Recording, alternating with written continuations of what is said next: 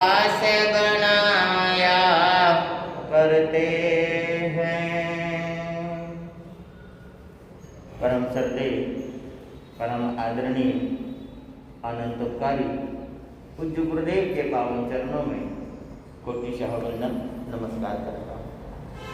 उपस्थित है मोक्षाभिलाषी पुण्यमान आत्माओं, आपके समक्ष परम वीतरागी प्रभु महावीर के अमृतमय वाणी कुछ समय के लिए रखने से पूर्व कुछ पंक्तियां हैं, सभी ध्यान से सुनेंगे और मिल करके बोलेंगे।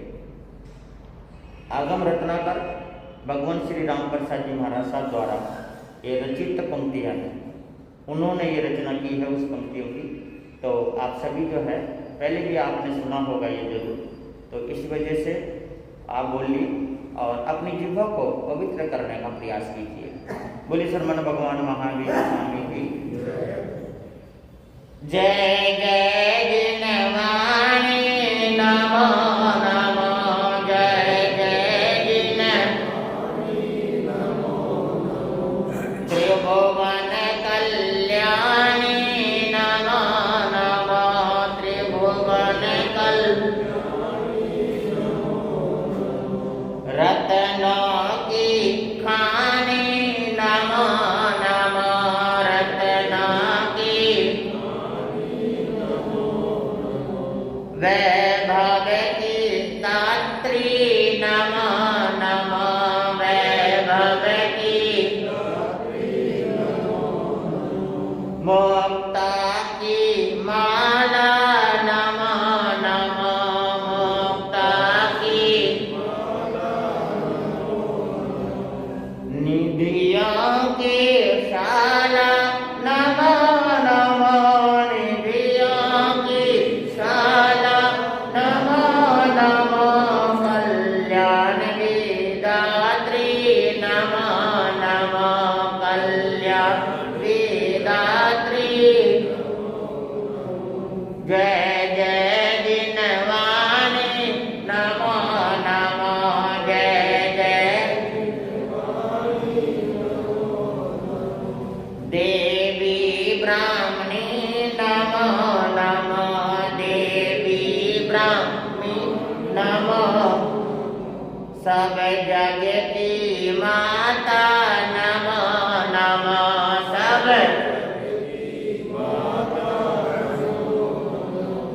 आगम विख्याता नमो नमो, आगम आत्मा की कहानी नमो नमो, आत्मा की कहानी जिन पति की करुणा नमो नमो, जिन पति की जय जय जिनवाणी नमो नमो, जय जिन शासन महिमा नमो नमो, जिन शासन अरिहंत निशानी नमो नमो,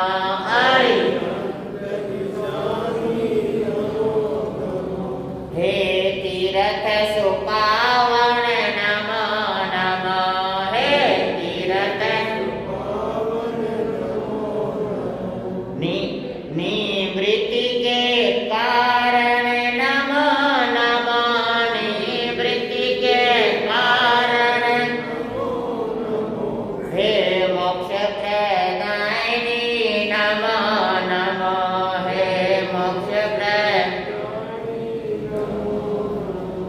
जय जय जिनवाणी नमो नमो, जय जय दानान शेषम अभय कयानम साचे सुवान वाजान वयंती तवेषु उत्तमं बंवचेरं लोगोतमेषा मनेनाय ओते लोक को उजागर करने वाले, लोक को प्रदीप्त करने वाले, संसार के दुखों के ज्ञाता, करुणा के अवतार, तीनानम तारियाणम, श्रमण भगवान महावीर स्वामी का ये धर्म शासन। इस धर्म शासन में साधु, साध्वी, श्रावक और श्राविका सानंद विचरण कर रहे हैं और यथासंभव धर्म का भी पालन करते हैं। सज्जनों, भगवान महावीर स्वामी ने 4 तीर्थों की रचना करी है और चारों तीर्थों को 2 धर्म बताए हैं, एक गृहस्थ धर्म और एक साधु धर्म। और भगवान महावीर स्वामी ने चारों को बराबर कहा, गृहस्थ को भी और साधु को भी। साधु, साध्वी, श्रावक और श्राविका चारों को बराबर कहा। चारों के ऊपर भार बराबर है, मर्यादा चारों का बराबर है। ये भी मान के चलना है आपको, चारों का बराबर मर्यादा है, क्योंकि भगवान ने कहा कि चारों की आत्मा का क्या हो सकता है, तो फिर चारों की मर्यादा क्या होगी, बराबर होगी, तभी तो कल्याण होगा ना। एक दिन किसी का पहले, एक दिन किसी का बाद होना, तो चारों का कल्याण है। जैसे ये फट्टा है आपके सामने, इसके 4 पाए हैं, इन चारों में से सबसे ज्यादा भार किसके ऊपर है जी? चारों पर भार है, बराबर भार है। तो हम चारों के ऊपर, धर्म का जो भार है चारों के ऊपर है। बस इतना सा फर्क है कि साधु के 5 महाव्रत है, आपके 12 अनुव्रत है। तो 12 जो अनुव्रत है उसमें अनुमात्र छूट है। कितनी? 12 जो अनुव्रत है उसमें अनुमात्र छूट है। और साधु के जो महाव्रत है उसमें अनुमात्र भी क्या नहीं है, सीधा सीधा हिसाब है इसको समझने के लिए कि अनुमात्र छूट और अनुमात्र भी छूट नहीं।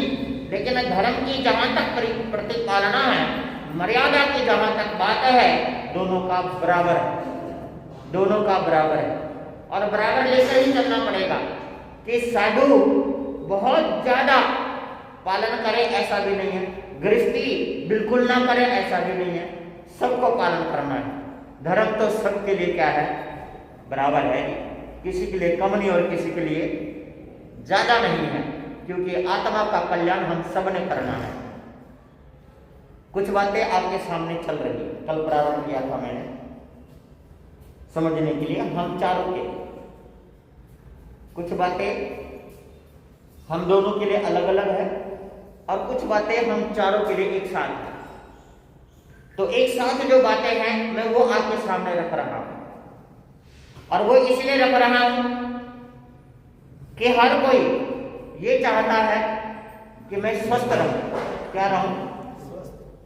हाँ जी, आप लोगों में से मेरे ख्याल से सभी क्या चाहते हैं? स्वस्थ रहो, हर तरीके से स्वस्थ रहो, है ना। और जो व्यक्ति स्वस्थ रहता है वही व्यक्ति धर्म कर सकता है, क्योंकि शरीर माध्यम खलु धर्म साधना। धर्म की साधना करने के लिए शरीर सबसे पहले क्या चाहिए? स्वस्थ चाहिए। शरीर भी स्वस्थ चाहिए और आत्मा भी स्वस्थ चाहिए। अब एक छोटा सा सवाल है समझने की दृष्टि से, और मैं आपको एक छोटी सी बात क्लियर कर दूं। मैं बीच बीच में छोटे छोटे सवाल करता रहता हूं, और सवाल ये इसलिए कि आपका ध्यान इधर जुड़ा रहे। आपको आता या नहीं आता उसका मेरा मैटर नहीं है, लेकिन आपका ध्यान इधर जुड़ा रहे, मेरे कहने का अभिप्राय आपके समझ में आ जाए, इसलिए सवाल करना है आपसे। छोटा सा सवाल, आप लोगों ने पोषण किया होगा कभी? पोषण किया है ना? अच्छा, अब बताइए पोषण का मतलब क्या है?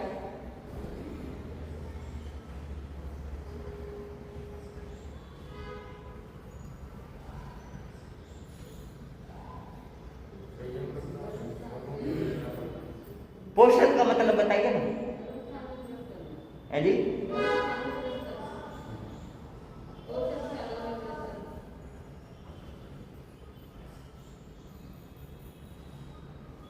धर्म स्थान पर व्रत करना पोषण का मतलब नहीं है।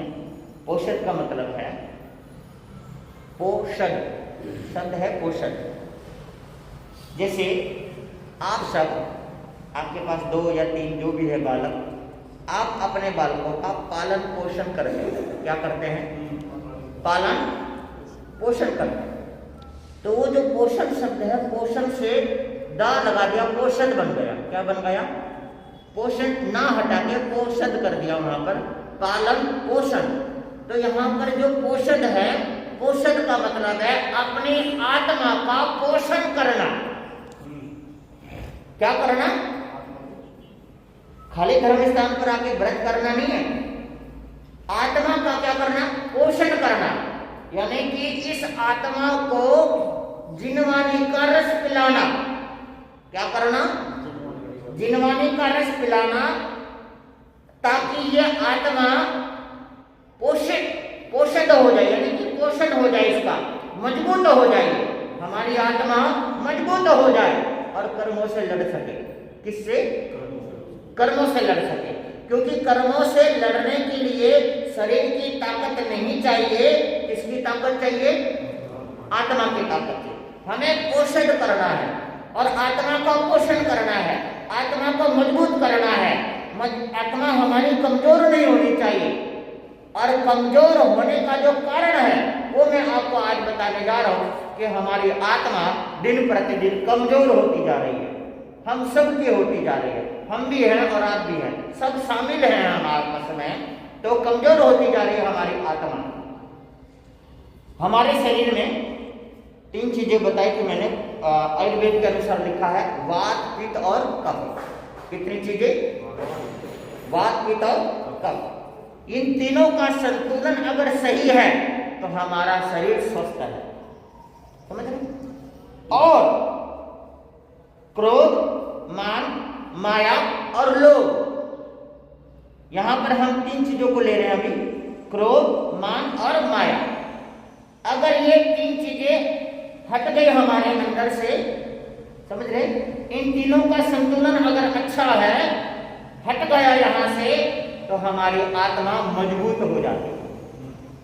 वात, पित्त, कफ से शरीर मजबूत होता है, क्रोध, मान, माया से आत्मा मजबूत होती है। समझ रहे हैं आप लोग? आत्मा मजबूत होती है। तो हमें आत्मा को बलवान बनाना है। एक शब्द है क्रोध। अब क्रोध तो हर व्यक्ति को आता है, कोई भी ऐसा व्यक्ति धरती पर नहीं है जिसको क्या नहीं आता हो, चाहे उसमें साधु हो चाहे गृहस्थी। जैसे आप नहीं, अगर कभी किसी साधु के लिए ये कह दिया कि इन साधु में क्या है, क्रोध नहीं है, क्या है, तो ये शब्द कभी मत कहना आप, क्योंकि आपको दोष लगेगा झूठ का कि इस साधु में क्रोध नहीं है। हाँ, वो क्रोध नहीं करते ये आप कह सकते हैं, पर क्रोध नहीं आप ये नहीं कह सकते, क्योंकि क्रोध नहीं होगा ये तो 13वें गुण स्थान में जाके होगा, और आज 13वें गुण स्थान में कोई नहीं है। समझ रहे आप लोग? तो 13वें गुण स्थान में जाकर के क्रोध नहीं होगा। हाँ, क्रोध नहीं कर रहे हैं ये आप कह सकते हैं। या फिर आप लोग जितना रहते हैं क्रोध का प्रसंग उपस्थित होने ही नहीं देते, क्योंकि बड़े साधु जितने भी आएंगे उसके अनुकूल पूरा समाज चलता है ना। और छोटे साधु आ गए तो सब पूरा समाज सोचता है चलो कोई नहीं, देखेंगे जैसा भी होगा, जिस हिसाब से होगा कर लेंगे, जैसा भी होगा। तो वो फिर क्रोध उपस्थित हो जाता है। प्रसंग ऐसा आ जाता है कि एक का ध्यान रखा गया और एक का ध्यान नहीं रखा गया, तो वो क्रोध उपस्थित हो जाती है। तो जहां तक बात है क्रोध की, क्रोध हर व्यक्ति के अंदर है, कोई भी ऐसा व्यक्ति नहीं है जिसमें क्या नहीं है, क्रोध ना हो। क्रोध एक ऐसी चीज है कि दूसरों की गलती की सजा खुद को देना। किसको? क्योंकि गलती तो किसी और ने की है, और आपने क्रोध किया तो सजा किसको मिली? खुद की। हम 1 महीने तक जो भोजन करते हैं ना, पौष्टिक भोजन 3 टाइम, उस भोजन से 8 बूंद रक्त बनता है हमारे शरीर में। कितने? केवल 8 बूंद रक्त बनता है। और क्षण मात्र में क्रोध करने से वो 8 बूंद क्रोध जल के नष्ट हो जाता है। तो सजा किसको मिली? है जी? गलती करने वाले ने तो कर दी, पर सजा किसको मिली? उसको तो कुछ नहीं मिला ना, सामने वाले के ऊपर आपने क्रोध किया, क्रोध में दो बातें कह दी, दो बातें सुना दिया, कुछ भी कह दिया या थप्पड़ मार दिया, गालियां दे दी, उसका कुछ नहीं बिगड़ा। लेकिन हमारा जो हमने 1 महीने तक जो भोजन किया था, वो जो 8 बूंद रक्त तैयार हुआ था, वो क्षण मात्र के क्रोध से 8 बूंद रक्त क्या हो गया, जल के राख हो गए। तो दूसरों के ऊपर क्रोध करने का मतलब है उसकी गलती की सजा खुद को देना। और कोई भी समझदार इंसान किसी की गलती की सजा दूसरा कोई भुगतना नहीं चाहता, तो क्रोध नहीं करता। ये समझदारी रखनी। क्रोध से हमारे शरीर में पित्त की उत्पत्ति होती है। किसकी? पित्त की उत्पत्ति होती है।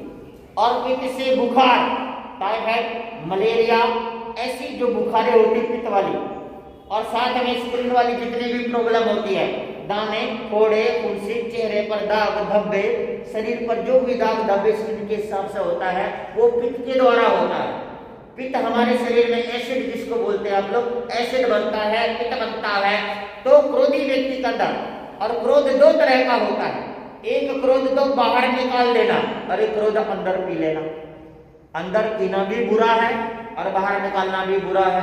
निकाल दिया तो सामने वाले को नुकसान, और पी लिया तो खुद का नुकसान। भगवान ने इसका निकाला बीच का, क्या निकाला? धैर्य और शांति। क्या? धैर्य और शांति। एक जब हम उपवास करते हैं ना, एक उपवास करते हैं, है ना, 23 हाथ और 24 हाथ अमल, उसमें शास्त्र में दिया गया है कई हजार जन्मों के पाप हमारे कट जाते हैं एक करने से, व्रत करने से। और आप लोगों में से बहुत सारे ऐसे व्यक्ति हैं जो 28 भी कर चुके हैं, पोषण व्रत कर चुके हैं, अमल कर चुके हैं। कल मंत्री साहब ने बताया यहाँ पर रोजाना 2 अमल होते रहते हैं। कोई वर्षों तक भी करता है व्यक्ति, तपस्या चलती रहती है, तपस्या करते हैं। तो भगवान महावीर स्वामी ने एक बात कही है कि जो व्यक्ति तपस्या नहीं करे या एक भी उपवास नहीं करता, तो वो किसी भी एक व्यक्ति को क्षमा कर दे। क्या कर दे? क्षमा कर दे, तो 66 करोड़ तपस्या का उसको फल मिलता है। एक बार क्षमा कर दो। कितने?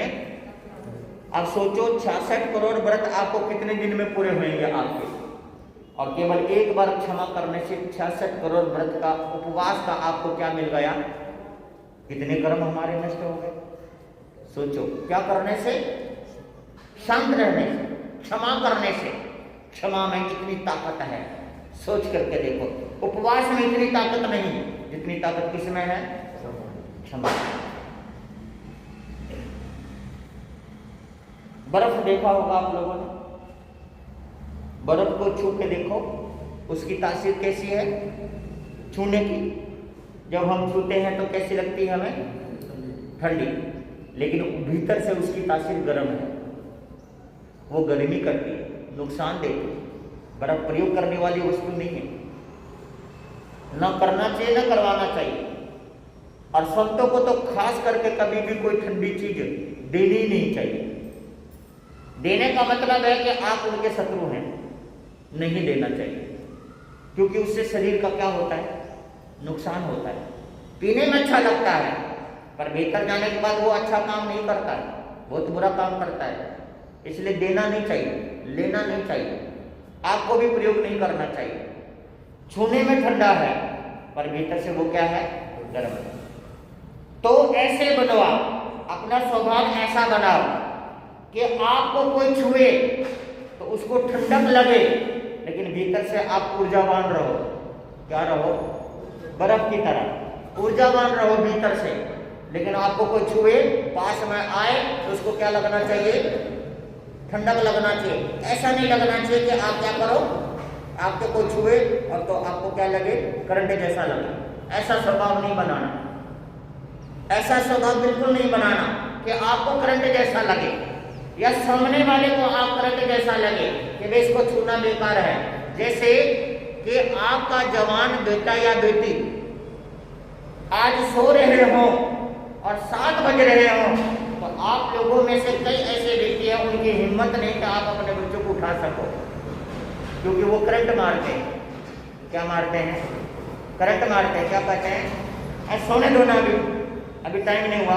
आप क्या सोचते हैं, चलो पड़ा रहने दो ना, भेड़ के छत्ते न क्यों छेड़ो इसे। घर के मेंबर ये कहते हैं पड़ा रहने दो ना, क्यों छेड़ना, अपने आप उठना होगा, उठ जाएगा। ये चीजें स्वभाव ऐसा बना लिया गया है, ये स्वभाव नहीं बनाना, ऐसा स्वभाव नहीं बनाना। भगवान ने कहा प्रभाव में नहीं जीना, स्वभाव में जियो। अपना जो स्वभाव है, सामायिक जो कर रहे हैं, सामायिक का मतलब क्या है? अपने स्वभाव में आना। किसमें आना? सामायिक का मतलब है जो हमारा स्वभाव है, हमारी आत्मा का स्वभाव है, उस स्वभाव में आ जाना, उसका मतलब सामायिक है। खाली 48 मिनट मुंह पट्टी लगाई, हमने सामायिक कर ली, होगी सामायिक नहीं। हमारे स्वभाव में आना चाहिए और उस सामायिक का जो आपने 48 मिनट तक किया है उसका असर कम से कम शाम तक तो रहना ही रहना चाहिए। कब तक रहना चाहिए? जैसे अभी आप लोग भोजन करेंगे, 2 रोटी 4 रोटी जो भी आप भोजन करेंगे, उस भोजन को करने के बाद कितने देर तक असर रहता है? जी 4 घंटे रहता है ना। और 4 घंटे के बाद दोबारा से आप क्या कर लेते हो? खा लेते हो। और फिर उसका असर समझ रहे? सुबह को नाश्ता जो किया था उसका असर दोपहर तक, दोपहर का असर शाम तक, और शाम का असर फिर सुबह तक, जो शाम को आपने भोजन किया। असर तो है ना। इसी तरीके से आपने प्रवचन सुना, आपने समय किए, आपने धर्म किया, जिनवाणी का श्रवण किया, उसका असर कुछ समय तक तो रहना ही रहना चाहिए। उस समय तक तो रहना ही रहना चाहिए, असर रहना चाहिए उस चीज का कि आपने सुना, जिनवाणी का लाभ लिया आपने, तो बर्फ की तरह अपने आप को बनाओ। इसके साथ साथ एक और चीज है, जैसे हमारी माताएं दूध उबालती, पतीले में क्या उबाला आपने? दूध उबाला। तो दूध जब उफान मारता है तो आप गैस के जो कान है उसको ऐसे ऐंठ देते हैं, तो उफान उसका क्या हो जाता है? शांत। वो शांत हो गया है, परंतु ना पतीला ठंडा है ना दूध ठंडा है। दूध भी गर्म है और पतीला भी क्या है? दोनों गर्म है, लेकिन देखने में वो क्या लग रहा है? तो ऐसे ही हमारा स्वभाव होना चाहिए कि हमारे शरीर में लहू गर्म होना चाहिए, शरीर में ऊर्जा होनी चाहिए, परंतु दिखना कैसा चाहिए? शांत। दिखना शांत चाहिए, उग्र स्वभाव वाला नहीं होना चाहिए हमारे को। उग्र स्वभाव होने से क्या होगा? बेशक से आपके सामने कोई व्यक्ति नहीं बोलेगा, परंतु पीछे से वो गाली जरूर देगा। अगर आपका स्वभाव उग्र है ना, गलत बोलने का है, तो सामने नहीं बोलेगा, लेकिन पीठ पीछे तो वो क्या करेगा? बोलेगा ही कि इसका, इस व्यक्ति का स्वभाव क्या नहीं है? अच्छा नहीं, गलत स्वभाव है। तो हम शरीर से स्वस्थ रहना चाहते हैं। आप सभी इतनी इतनी दवाइयां खाते हैं, है ना? दवाई आप लोग खा लेते हैं, बीपी की दवाई खा लेते हैं, लेकिन आपको ये नहीं पता चलता कि बीपी हो क्यों रहा है ना? क्योंकि आपके अंदर सहन शक्ति नहीं है, इसलिए आपका बीपी क्या है जी? इसलिए बीपी बढ़ रहा है आपका। सहन शक्ति बढ़ाओ, बीपी अपने आप ही क्या हो जाएगा। लेकिन आपका स्वभाव बन चुका है कि सुबह सुबह एक बीपी की गोली खाना, पर शांत रहना स्वभाव नहीं बन रहा आपका। बीपी की गोली रोज खाएंगे। कई माताएं बहनें आएंगी, महाराज मेरे को तो रोज गोली खाना पड़े बीपी का, महाराज रोज खाली पेट खाना पड़ता है, रोज ये गोली खानी पड़ती है। क्यों खाते हैं आप लोग गोली? क्यों करते हैं ये सब? भगवान महावीर ने गोलियां बना रखी, वो खा लो ना। भगवान महावीर ने इतनी बढ़िया गोलियां बना रखी, क्षमा की, शांति की, स्वभाव का, जिनवाणी की, इतनी सारी चीजें हैं हमारे शास्त्र में। आप उन्हें उठाओ। भगवान महावीर का स्टोर, जो इसको लाइब्रेरी बोलते हैं, ये भगवान महावीर का स्टोर है, और स्टोर के ऊपर आपके सामने रोजाना आते रहते हैं ना, स्टोर कीपर, साधु संत, स्टोर कीपर है हम सब। आओ ना, हमसे माल खरीदो ना, हम देने के लिए तैयार है ना। गोलियां लो ना, आप खाओ ना उसे रोजाना, रोजाना लिया करो, खाली पेट लिया करो। चलो खाली पेट कैसे लिया करो? हमें छोटी सी बात है, मैं आपसे सवाल कर रहा हूँ, आप बताना। हमारे आराध्य देव जब इस धरती पर थे भगवान महावीर स्वामी, तो वो किस समय तो प्रवचन करते थे और कितनी देर करते थे वो बताना।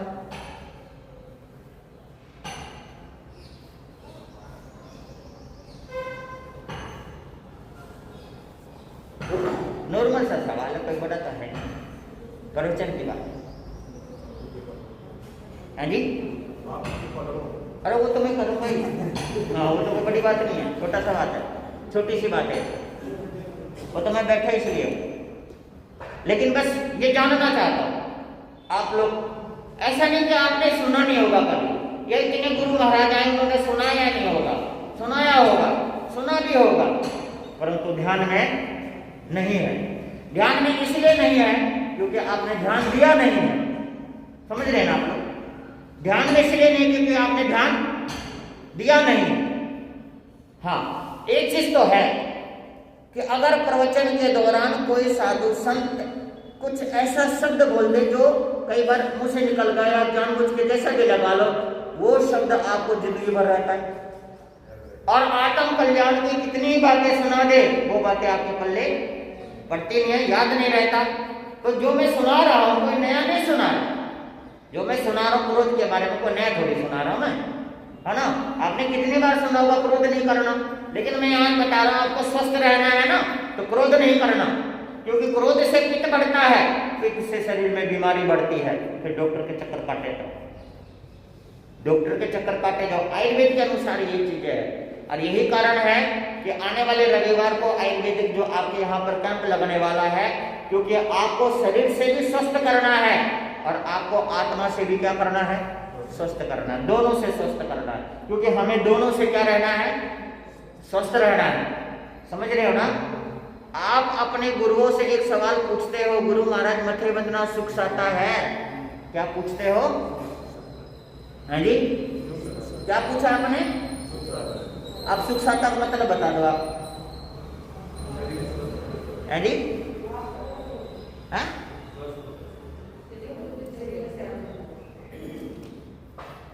आत्मा का भी स्वास्थ्य जो है, हाँ जी, साता जो शरीर का है, हाँ और सुख जो आत्मा का है।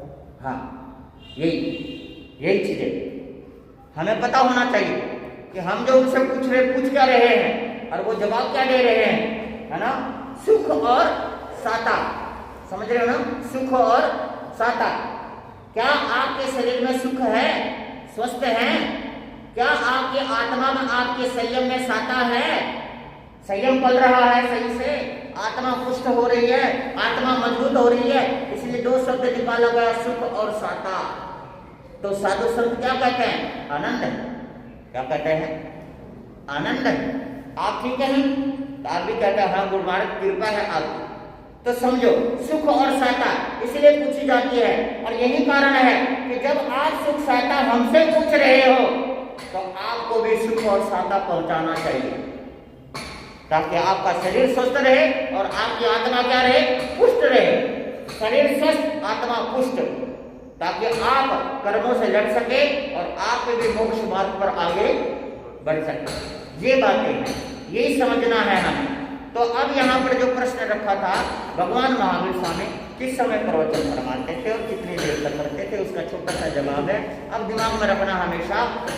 आपने उत्तर जन सूत्र में सुना होगा, भगवान महावीर स्वामी जो निर्ग्रंथ प्रवचन है उसके अंदर चर्चा दी गई है कि मुनियों की जो चर्या है, पहले पहर में स्वाध्याय, दूसरे पहर में ध्यान, तीसरे पहर में गोचरी, चौथे पहर में फिर से स्वाध्याय, पांचवें पहर में फिर से ध्यान, छठे पहर में फिर विश्राम, ऐसे साधु की चर्या।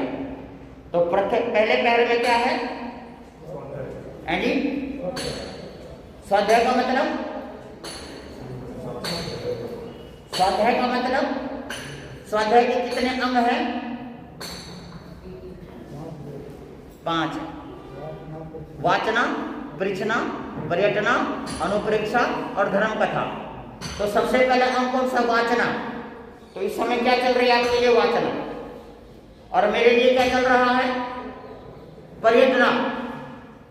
मेरे लिए पर्यटना और आपके लिए वाचना। आप ले रहे हो और मैंने जो पढ़ा है मैं उसको दोहरा रहा हूं। सीधा सीधा हिसाब, सीधा सीधा हिसाब है। ये स्वाध्याय कर रहे हैं हम दोनों मिलकर। आपके लिए वाचना, मेरे लिए पर्यटना। दोहराया रहा हूं, मैं तो दोहरा रहा हूं। जो मेरे को आता है वो मैं दोहरा रहा हूं और कुछ नहीं इसके सिवा। मैं आपको कोई सिखा नहीं रहा, मैं तो केवल अपना स्वाध्याय कर रहा हूँ जी। स्वाध्याय के लिए बैठा हूँ मैं तो, और कुछ नहीं। हाँ, तो इसलिए तो प्रभु महादेव सूर्य की पहली किरण के साथ प्रवचन करते थे और एक पहर तक करते थे। पहले पहर में स्वाध्याय, तो सूर्य की पहली किरण के साथ प्रवचन होता था और एक पहर तक। तो इसका ये पता चलता है कि उस समय के लोग जिनवानी के प्रति बड़े जागरूक थे कि सुबह सुबह सूर्य उदय होते ही सबसे पहले क्या सुनना जाकर के? जिनवानी सुन, जिनवानी सुन। लेकिन समय परिवर्तनशील है। आपके लिए 1 घंटे का समय रखा है, 8:30 से 9:30 का। उसमें भी आप लोग कई बार आने में क्या कर देते हैं? देरी कर देते हैं, है ना। कोई 8:30 बजे आ जाते हैं, तो कोई 8:40 पे आ जाते हैं, कोई 8:45 पे, कोई 8:50 पे, और कोई 9 बजे, और कोई 9:15 बजे। परंतु समझने की दृष्टि से छोटा सा शब्द बता दे, something is better than nothing. इतना सही, इतना ठीक है। परंतु फिर भी जिनवानी समय पर आओ और समय पर सुनो और जिनवानी से जुड़ो, केवल जिनवानी से। किससे? क्योंकि हमें आत्मा को तारने वाली और हर समस्या का समाधान करने वाली हमारे लिए केवल जिनवानी है। जिनवानी से बाहर कुछ भी नहीं है। स्वस्थ रहना है। अभी जो आपके लिए जो स्वास्थ्य कैंप लगेगा उसके अंदर जो सेवा होगी, उसके अंदर एक छोटी छोटी एक्सरसाइज, छोटी छोटी चीजें कराई जाएगी। वो क्या चीज है वो मैं आपको बता रहा हूँ। भाई मैं बाहर से उठा करके नहीं लाया, लेकिन मैं आपको बता रहा हूँ है क्या चीज। अगर प्रतिक्रमण विधि से आपने कर ली, योगा से कम नहीं है वो। करके देखो, आपको पता चलेगा। क्योंकि आपने तो खड़े खड़े कर लिया या बैठे बैठे मथे वंदना कर लेते हो, खड़े खड़े बाकी चीजें कर लेते हो, आपको पता ही नहीं विधि क्या चीज है। खड़े खड़े ना तो वंदना की जाती है, आसाधना होती है संतों की वंदना बैठे बैठे करने से।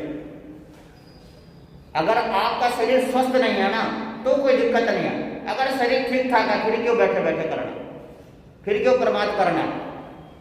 क्यों प्रमाद लेकर के आना अपने अंदर? विधि से करो सारी चीजें। शास्त्रों को उठा के देखो, आप पढ़ो, उसके अंदर लिखा हुआ सारी विधि। ये वंदना कैसे करनी है, स्वाध्याय कैसे करना है, प्रतिक्रमण कैसे करना है। देखो सारी योगा हो गया आपका, योगा हो गया जी आपका। और योगा एक ऐसी चीज हो जाती है, शरीर हमारा क्या रहता है? स्वस्थ रहता है। इसलिए सज्जनों, आप जिनवानी से जुड़े, जिनवानी के प्रति ध्यान रखें। और जिनवानी यही कहती है कि जितना हम शांत रहेंगे उतना हम स्वस्थ रहेंगे। एक कहावत है, व्यस्त रहो, क्या रहो? अच्छे कामों में। किसमें? व्यस्त रहो, मस्त रहो और स्वस्थ रहो। समझ में आया? हाँ जी माताओं, आप व्यस्त रहो, मस्त रहो और क्या रहो? किसी दवाई की जरूरत नहीं, किसी दवाई की जरूरत नहीं। और आयुर्वेद में एक चीज लिखा हुआ है, पैर गरम, पेट नरम, दिमाग बहुत ठंडा। जिसके लिए मैं बोल रहा हूं क्रोध नहीं करना। पैर गरम, पेट नरम, दिमाग बहुत ठंडा। और उसके यहाँ पर कोई डॉक्टर आ जाए, उसको मारो डंडा, क्योंकि उसकी जरूरत नहीं पड़ेगी, क्योंकि आपका शरीर स्वस्थ रहेगा। वात पित्त कफ, समझ रहे ना? वात पित्त कफ। तो मैं इसी के लिए इसलिए चर्चा कर रहा हूँ कि आने वाले समय में जो कैंप लग रहा है तो हमारी जिनवानी से जोड़ के मैं बता रहा हूँ आपको। और जिनवानी के तहत ही वो इलाज है, सारी चीजें हैं, कोई बाहर कुछ नहीं है। आप लोग समझने का प्रयास करना और वो चीजें लेने का प्रयास करना। तो असली क्रोध को शांत करो। और आगे की चर्चा अब मैं आगे बताता हूँ कि मान क्या कहता है, मान से क्या है, माया से क्या है। हमारे शरीर से ही संबंध है तो सारा, आत्मा से तो है पर शरीर से भी ये संबंध रखता है। इसलिए मैं आपको सुना रहा हूँ, इसको समझने का प्रयास करेंगे। समय आप लोगों का हो रहा है, बाकी बातें कल करेंगे। जितने भाई लोग आज आए हैं आप लोग सभी प्रयास करेंगे कि जितने भी नहीं आए हैं उनको सूचना देंगे, उनको प्रेरणा देंगे, सबको सूचना देंगे, ताकि सभी आकर के क्या ले, लाभ ले। किसके निमित्त से किसके मन का भाव अच्छा बन जाए या किसके कर्म कट जाए, इसका कुछ पता नहीं चलता। इसलिए सारे जने दलाली कमाने का प्रयास करो, दूसरों को सूचना दे करके सभी लाभ लो। और स्वास्थ्य कैंप के लिए भी सभी जने लाभ ले, क्योंकि अभी हमने भगवान धाम बुहाना के अंदर स्वास्थ्य कैंप लगाया था। 900 करीब व्यक्तियों ने लाभ लिया उसका, सबकी सेवा करी, सबको दवाई दी। यहाँ पर जितने भी आए, चाहे 900 आए, चाहे 1000 आए, चाहे 2000 आए, चाहे 5000 आए आदमी, सबकी सेवा होगी और सबका देखभाल होगा, सबके लिए होगा।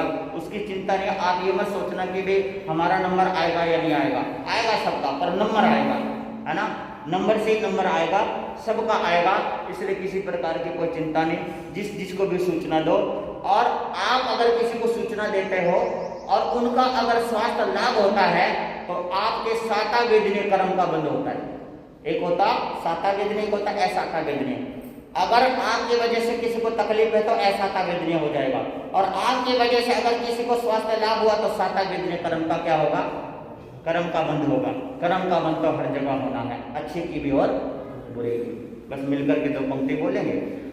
धर्म कल्याणकारी है, धर्म की महिमा न्यारी है, कभी ये तुम बुलाओ ना।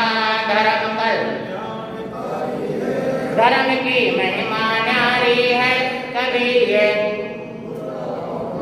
लिया सरना सदा जिसने, किए दुख दूर है उसने, कभी ये तुम बुलाओ ना। लिया सरना सदा जिसने, किए दुख दूर है उसने, कभी ये।